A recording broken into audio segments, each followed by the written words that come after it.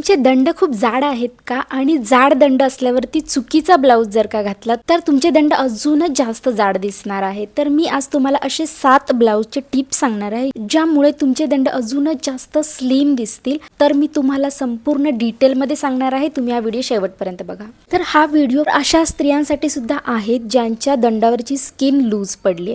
तर असं का होतं, तर जसं वय वाढतं तर वाढत्या वयासोबत स्किनची इलॅस्टिसिटी कमी होते आणि मसल लॉसमुळे सुद्धा दंडावरची जी स्किन आहे ती लूज पडते, म्हणजेच फ्लॅबी आर्म्स होतात. टिप नंबर 1, ब्लाऊज निवडताना जर का तुम्हाला जाड दंड लपवायचे असतील तर तुम्ही गडद रंग निवडा. मग ते ब्लॅक असो, मरून असो किंवा नेव्ही ब्ल्यू किंवा बॉटल ग्रीन कलर असो. जनरली गडद रंग आपल्याला स्लिमर दाखवतात. मग त्याच्यासोबत तुम्ही फुल स्लीव्ज, 3/4 स्लीव्ज किंवा एल्बो लेंथ स्लीव्ज निवडा.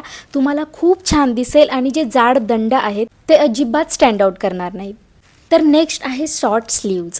जर का तुम्हाला प्रश्न पडतो की शॉर्ट स्लीव्ज घालू की नको घालू, तर मी तुम्हाला आत्ता त्याचं उत्तर सांगणार आहे.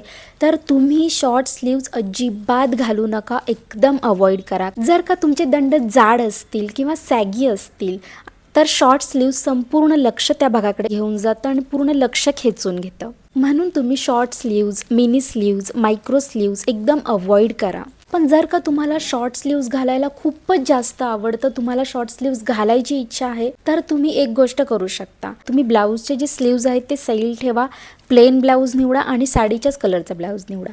तर तुम्हाला ह्या 3 गोष्टी लक्षात ठेवायच्या आहेत. पहिली गोष्ट, तुमचा जो ब्लाऊजचे स्लीव्ज आहेत त्या तुम्हाला लूज ठेवायच्यात. सेकंड गोष्ट, सिम्पल आणि प्लेन ब्लाऊज निवडायचा आहे. थर्ड गोष्ट, तुम्हाला साडीचा कलर आणि ब्लाऊजचा कलर एकदम सेम ठेवायचा आहे. तर ह्या 3 गोष्टी जर का तुम्ही केल्यात तर संपूर्ण लक्ष ब्लाऊजवरती न जाता एकंदरीत जो फोकस आहे तो साडी आणि ब्लाऊज दोन्हीवरती पण जाईल. तर नेक्स्ट टिप आहे स्लीवलेस ब्लाऊज.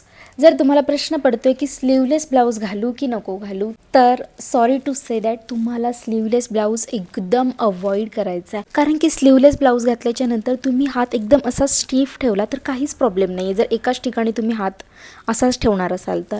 पण जर का तुम्ही हाताची मूवमेंट केली तर तुमचे दंड आणि हाताचा जो सॅगीपणा आहे त्याच्यावरती संपूर्ण फोकस जाणार आहे.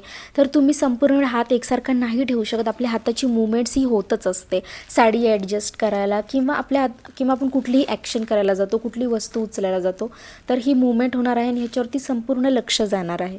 तुम्ही स्लीवलेस एकदम अवॉइड करा. हाऊएव्हर जर तुम्हाला स्लीवलेस घालायचंच आहे, तुम्हाला स्लीवलेस आवडतो, तुम्हाला हौस आहे घालायची, तर तुम्ही असा ब्लाऊज निवडा ज्याचा जो कट आहे तो ह्या भागाजवळ म्हणजे आर्म होल जवळ इनवर्ड संपेल अशा पद्धतीने तुम्ही घाला. तर नेक्स्ट टिप आहे नेकलाईन. तर तुम्ही विचार कराल की जाड दंडाचं आणि नेकलाईनचं काय कनेक्शन आहे, तर हो, कनेक्शन आहे. तुमचा जो जाड दंड आहे त्याचा फोकस तुम्ही नेकलाईनवरती शिफ्ट करू शकता. तर तुम्हाला कोणत्या पद्धतीचे नेकलाईन स्टिच करून घ्यायचे, तर व्ही नेक, डीप नेक, पुन्हा ब्रॉड नेक असे नेकलाईन तुम्ही निवडा. जेव्हा नेकलाईन चांगल्या पद्धतीने स्टाईल केलेलं असतं तेव्हा जे लक्ष आहे ते कॉलर बोनकडे जातं. तर तुम्हाला ओव्हरऑल स्लिमिंग इफेक्ट भेटतो. म्हणजे तुम्हाला तुमच्या दंडाचा जो फोकस आहे तो तुमच्या नेकलाईनवरती शिफ्ट करणार आहात. जर का तुम्ही गळाबंद किंवा कॉलर नेकचे ब्लाऊज घातले तर तुम्ही तेवढं जास्त प्रमाणामध्ये स्लिम नाही दिसणार आहात. तर नेक्स्ट आहे साडीची डिझाईन. तर तुम्ही साडी निवडताना खूप छान हेवी प्रिंट असलेली साडी निवडू शकता. त्याच्यावरती खूप मस्त हेवी प्रिंट आहे, फ्लोरल प्रिंट आहेत, खूप मोठे बोल्ड प्रिंट्स आहेत. असं तुम्हाला जशी पण आवडते तशी साडी तुम्ही निवडा. पण ब्लाऊज त्याच्यासोबत निवडताना तुम्ही सिम्पल ब्लाऊज निवडा. त्याच्यावरती कुठल्याही प्रकारचं वर्क, डिझाईन, प्रिंट किंवा पॅटर्न्स नसतील असा ब्लाऊज तुम्ही निवडा जो खूपच सिम्पल आणि सोबर असेल, जेणेकरून तुमच्या दंडावरून संपूर्ण फोकस हा साडीवरती जाणार आहे. जर तुम्ही ब्लाऊजवरती प्रिंट्स किंवा पॅटर्नबद्दल विचार करत असाल तर तुम्ही ब्लाऊजवरती कुठलाही heavy blingy work, shimmer work किंवा सिक्वेन्सचं वर्क हे पूर्णपणे अवॉइड करा. जर का तुम्हाला ब्लाऊजवरती काही पॅटर्न हवंच असेल तर तुम्ही वर्टिकल स्ट्राईप्स प्रिफर करा, कारण की ज्या उभ्या लाईन्स असतात त्या एक स्लिमिंग इफेक्ट देतात किंवा जे पोल्का डॉट्स असतात ते सुद्धा छान दिसतील. आणि तुम्ही स्ट्रिक्टली जी हॉरिझॉन्टल लाईन्स म्हणजेच अशा आडव्या लाईन्स असतात अशा पद्धतीचं वर्क जे आहे ते तुम्ही अवॉइड, त्यामुळे तुमचे दंड अजूनच जास्त जाड दिसतील. तर नेक्स्ट आहे स्लीव्सची लेंथ. तर तुम्ही स्लीव्ज निवडताना फुल स्लीव्ज, एल्बो लेंथ स्लीव्ज किंवा 3/4 स्लीव्ज निवडा. त्यामुळे तुमचे हात टोंड आणि स्लिम दिसायला मदत होते. जर तुम्ही विद्या बालनला फॉलो करत असाल तर विद्या बालनची बॉडी जी आहे ती ॲपल बॉडी शेप आहे आणि हातसुद्धा हेवियर साईडला आहेत.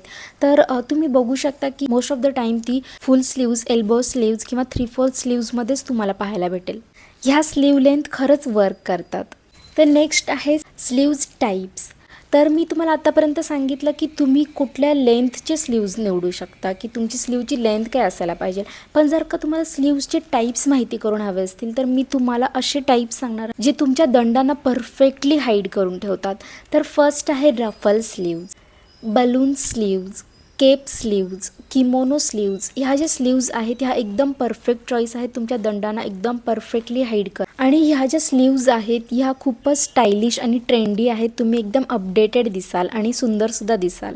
तुम्हाला थोडं स्टायलिश आणि मॉडर्न असं लुक हवा असेल तुम्ही रफल स्लीव्ज किंवा बलून स्लीव्ज निवडू शकता. तुमच्यासाठी एकदम परफेक्ट चॉईस आहे. तर नेक्स्ट व्हिडिओवरती तुम्ही क्लिक करून बघू शकता की साडीमध्ये उंच कसं दिसायचं. तर मी अशा टिप्स सांगितलेल्या आहेत ज्या मी स्वतः फॉलो करते. तुमच्याकडे जर आता वेळ असेल तर तुम्ही नेक्स्ट त्या व्हिडिओवरती क्लिक करून बघू शकता.